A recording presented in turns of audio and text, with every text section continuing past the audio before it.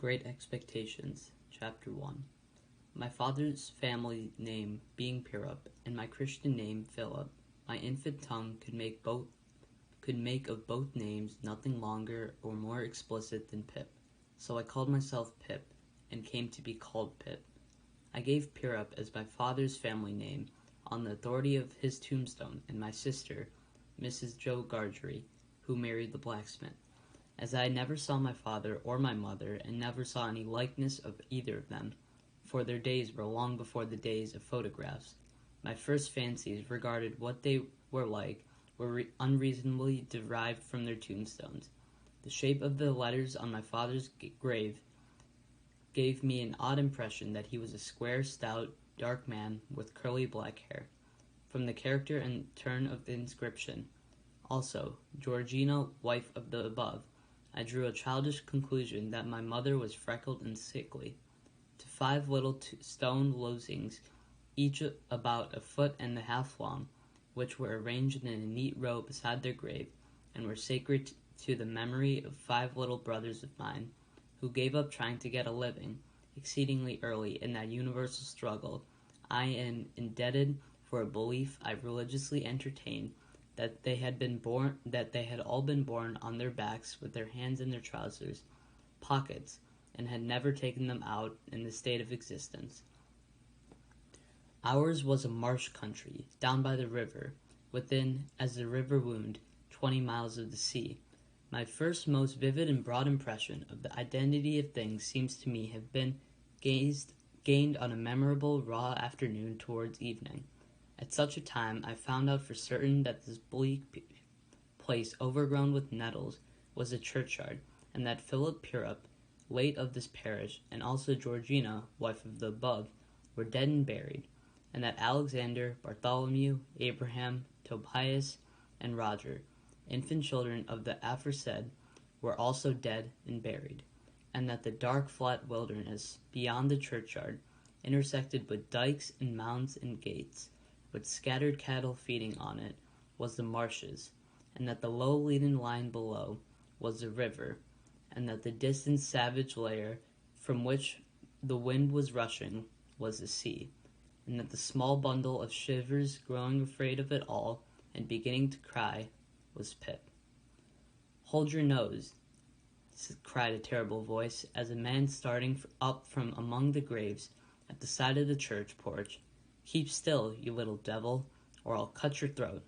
A fearful man, all in coarse gray, with a great iron on his leg, a man with no hat and with no broken shoes, and with an old rag tied round his head, a man who had been soaked in water, and smothered in mud, and lame by stones, and cut by flints, and stung by nettles, and torn by briars, who limped and shivered, and glared and growled, and whose teeth shattered in his head as he seized me by the chin.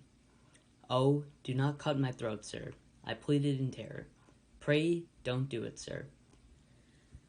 "Tell us your name," said the man. "Quick." "Pip, sir." "Once more," said the man, staring at me. "Give it mouth." "Pip, Pip, sir." "Show us where you live," said the man. "Pint out the place." I pointed to where our village was, on the flat shore amongst the alder trees and pollards, a mile or more from the church. The man, after looking at me for a moment, turned me upside down and emptied my pockets.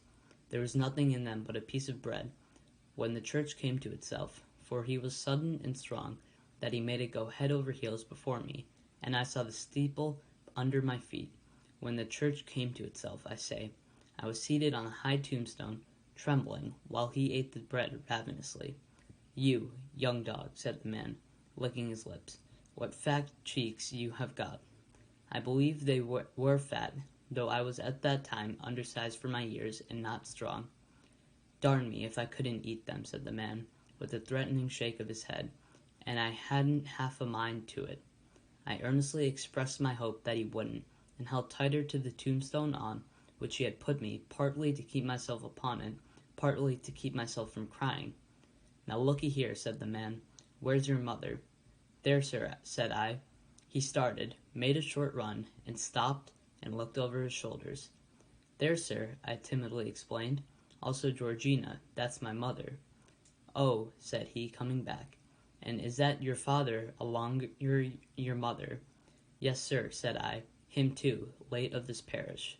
"Ha," he muttered then, considering, "who'd you live with, supposin' you're kindly let to live, which I hadn't made my mind up about." "My sister, sir, Mrs. Joe Gargery, wife of Joe Gargery, the blacksmith, sir." "Blacksmith, eh?" and looked down at his leg. After darkly looking at his leg and me several times, he came closer to my tombstone, took me by both arms, and tilted me back as far as he could hold me, so that his eyes looked most powerfully down into mine, and mine looked into his helplessly up into his. "Now looky here," he said, "the question being whether you're to be let to live, you know what a file is?" "Yes, sir." "And you know what wittles is?" "Yes, sir." After each question he tilted me over a little more, so as to give me a greater sense of helplessness and danger.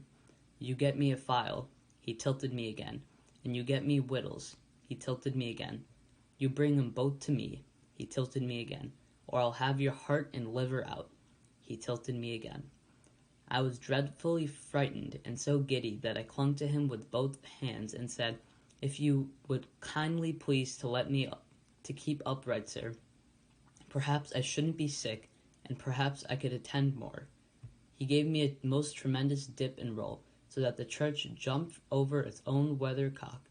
Then he held me by the arms in an upright position on the top of the stone, and went on in those fearful terms: "You bring to me, morrow morning early, that file and them wittles. You bring the lot to me at that old battery over yonder.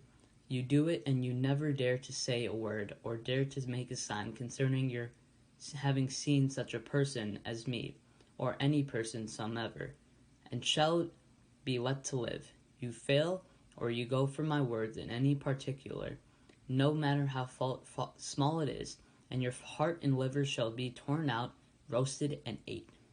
Now, I ain't alone, as you may think I am. There's a young man hid with me in comparison, with which young man I am an angel. That young man hears the words I speak. That young man has a secret way peculiar to himself of getting at a boy, and at his heart, and at his liver.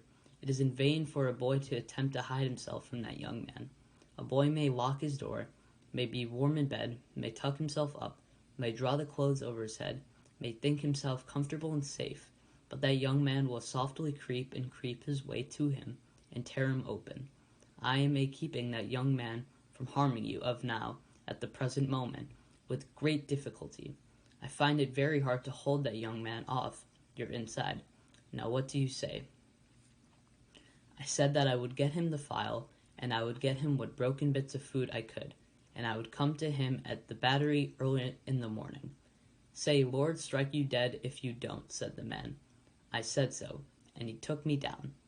"Now," he pursued, "you remember what you've undertook, and you remember that young man, and you get home." Good night, sir," I faltered. "Much of that," he said, glancing about him over the cold wet flat. "I wish I was a frog, or an eel." At the same time he hugged his shuddering body in both his arms, clasping himself as to hold himself together, and limping towards the low church wall, as I saw him go, picking his eyes amongst the nettles and among the brambles that bound the green mounds. He looked in my young eyes as if he were eluding the hands of the dead people, stretching up cautiously out of their graves to get a twist upon his ankle and pull him in. When he came to the low church wall, he got over it, like a man whose legs were numbed and stiff, and then turned round to look at me.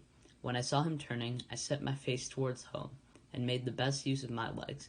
But presently I looked over my shoulder, and saw him going on and on again towards the river, still hugging himself in both arms, and picking his way with his sore feet amongst the great stones dropped into the marshes here and there, for stepping places where the rains were heavy or the tide was in. The marshes were just a long black horizontal line then, as I stopped to look after him, and the river was just another horizontal line, not nearly so broad, nor yet so black, and the sky was just a row of angry red lines and dense black lines intermixed. On the edge of the river I could faintly make out the only two black things in all of the prospect that seemed to be standing upright. One of them was the beacon by which the sailors steered, like an unhooked cask upon a pole, an ugly thing when you were near it, the other a gibbet, with some chains hanging to it, which had once held a pirate. The man was limping on towards this latter, as if he were the pirate come to life, and come down, and going back to hook himself up again. It gave me a terrible turn when I thought so, and as I saw the cattle lifting their heads to gaze after him, I wondered whether they thought so too. I looked all around for the horrible young man and could see no signs of him. But now I was frightened again, and ran home without stopping.